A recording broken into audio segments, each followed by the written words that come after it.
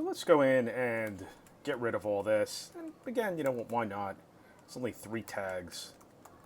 A little bit of muscle memory is a good thing. So I'm going to put in a couple of divs here.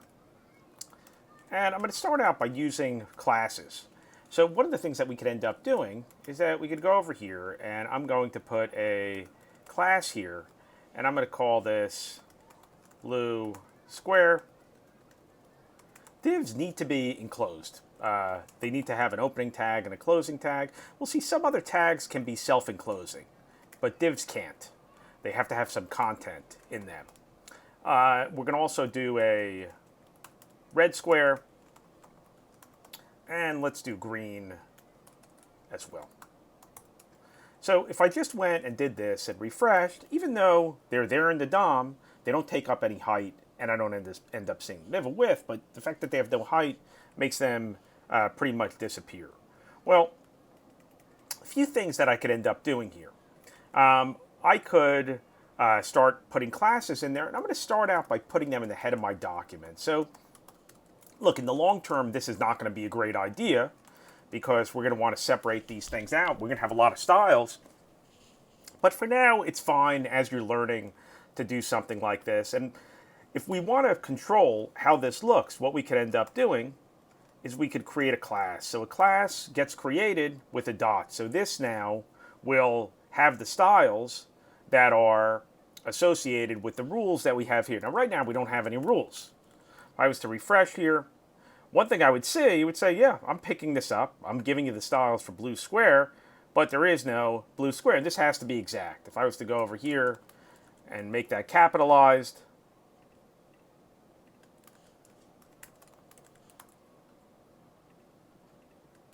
well, maybe in this case it's censored. Well, I would be a little bit careful about that. In any event, let's go over here and put a couple of styles in here. So I'm going to go over here and I'm going to say that, hey, first of all, the width, and let's just say that this is like 3 REM, and the height is going to be 3 REM.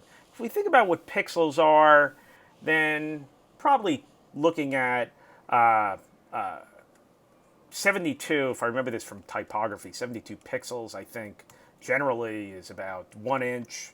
So this is going to be 16 times 3, which is 48.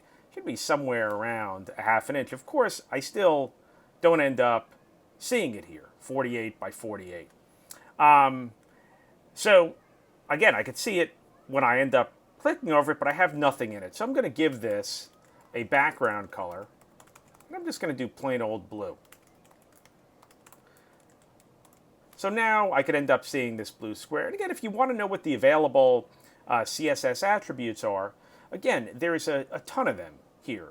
But you could end up, looking them up. There's a lot of reference that's out there. It's pretty common. People don't memorize all these. Some of them you'll have in memory relatively quickly. But notice again, I'm seeing that my body tag has this.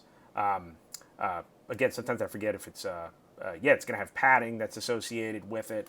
And what I'm going to end up doing here is I'm going to go over here and I'll say this is going to be my red square and this is going to be my green square. So right off the bat, without putting much in, again, I notice a few things. They all seem to be the same color, and that's true because I really need to make this red and I really need to make this green.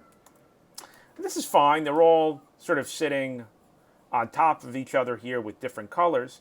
But there's a couple of things that we could end up doing here to maybe make our lives a little bit easier, save us a little bit of time. You can actually have multiple classes. So I could go over here and say, hey, look, this is going to be a square,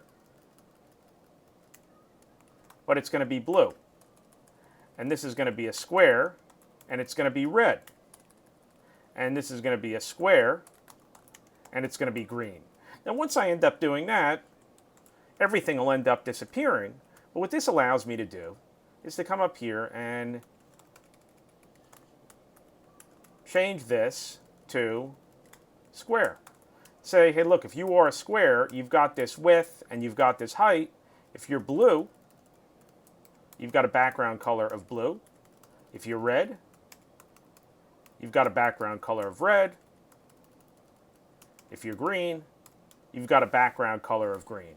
And so what I'm really leveraging here is that if I decided to change the size of my squares, I could really do it in one spot. If I wanted to make these a little bit bigger, I could end up doing that.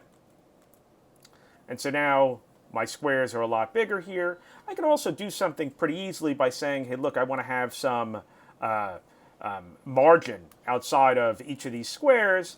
And I could go over here and say, hey, look, the margin around a square is going to be 1 rem.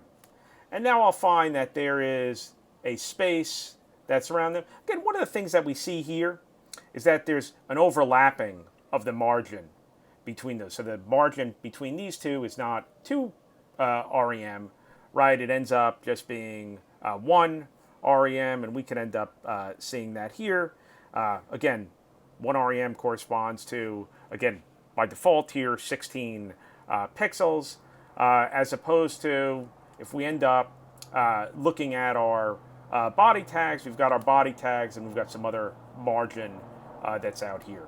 So again, we have saved ourselves a little bit of work and made our code a bit more maintainable by separating things out into separate classes.